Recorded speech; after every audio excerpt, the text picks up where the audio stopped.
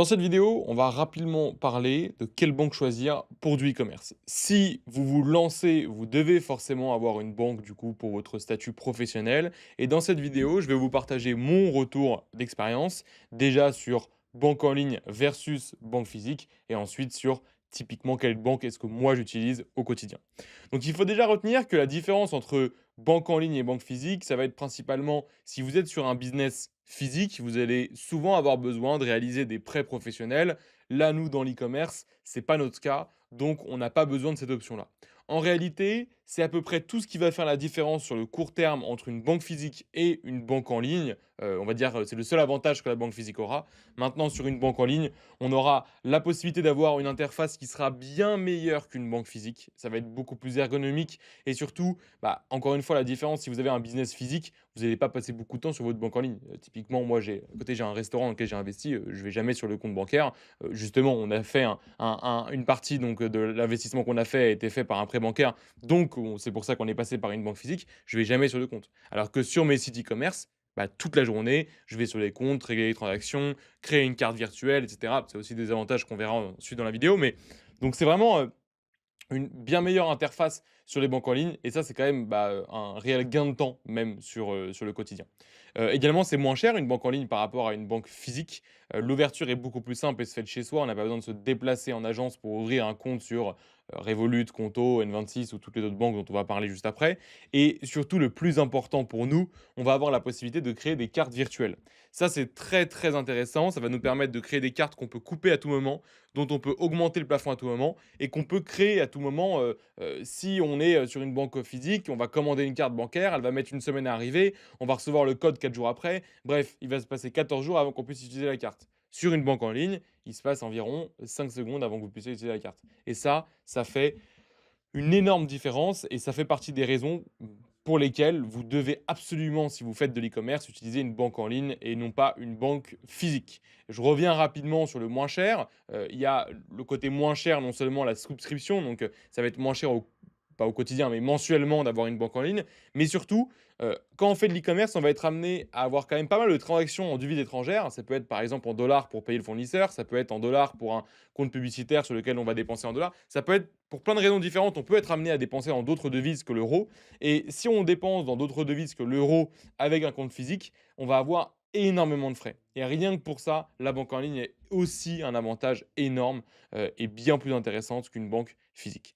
Donc, maintenant que vous avez compris que vous devez à tout prix passer par une banque en ligne, laquelle choisir? Parce qu'il en existe des dizaines. Il y a Payoneer, Revolut, N26, Shine, Conto, il en existe même plus, mais ça, ce sont celles que j'ai utilisées. Ok.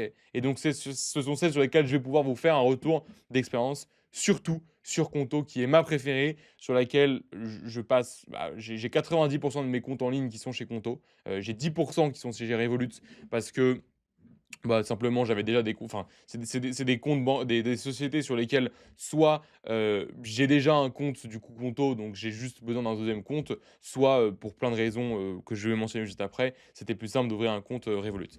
Mais vraiment, ma préférée reste Conto, surtout si vous êtes en France, c'est vraiment une banque qui est super et qui va vraiment changer la donne. Donc pourquoi Conto ou Revolut par rapport aux autres banques que j'ai mentionnées? Parce que déjà, vous allez avoir la possibilité de faire des cartes virtuelles, ce qui n'est pas le cas de toutes les banques en ligne. En tout cas, sur Conto et Revolut, c'est possible et sans frais.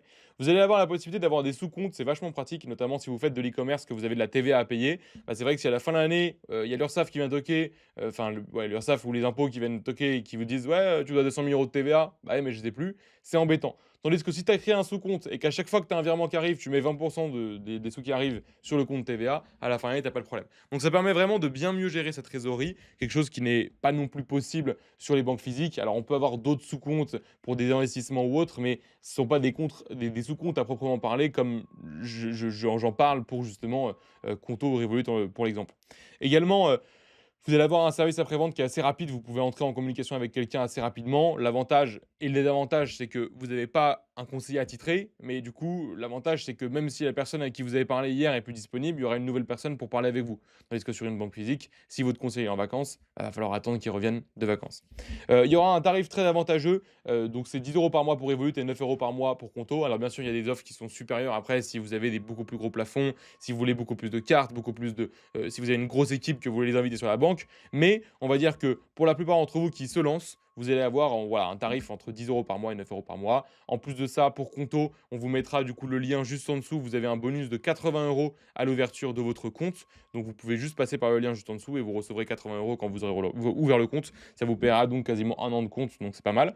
Et surtout, bah, comme j'ai expliqué tout à l'heure pour les banques physiques, on a, pas ou peu de frais, sur les virements allant ou partant de l'étranger ou sur les transactions par carte en devise étrangère sur une banque en ligne, à la différence de là où ça va vous coûter très cher sur une banque physique. Donc c'est aussi pour ça que j'utilise moi au quotidien les banques en ligne.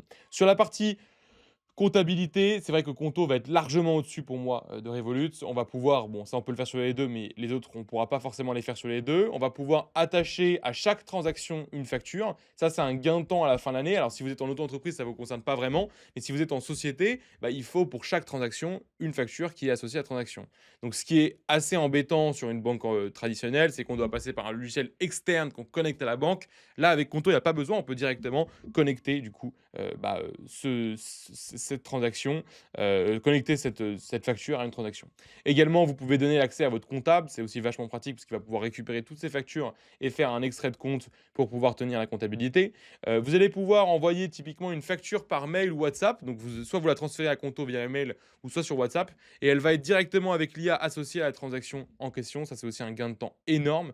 Paiement des factures quasi automatiques, vous avez juste à vous prenez une facture, vous la glissez sur le logiciel, ça va détecter le montant, l'IBAN de la personne, les coordonnées, le numéro de facture. Vous aurez simplement à valider en ayant vérifié les informations. Et vous pouvez aussi connecter pas mal de sites tiers, notamment Notion, Uber Eats, Deliveroo. Il y a vraiment plein de sites que vous pouvez connecter et ça va récupérer automatiquement les factures dessus. Donc encore une fois, c'est quand même un gain de temps assez important.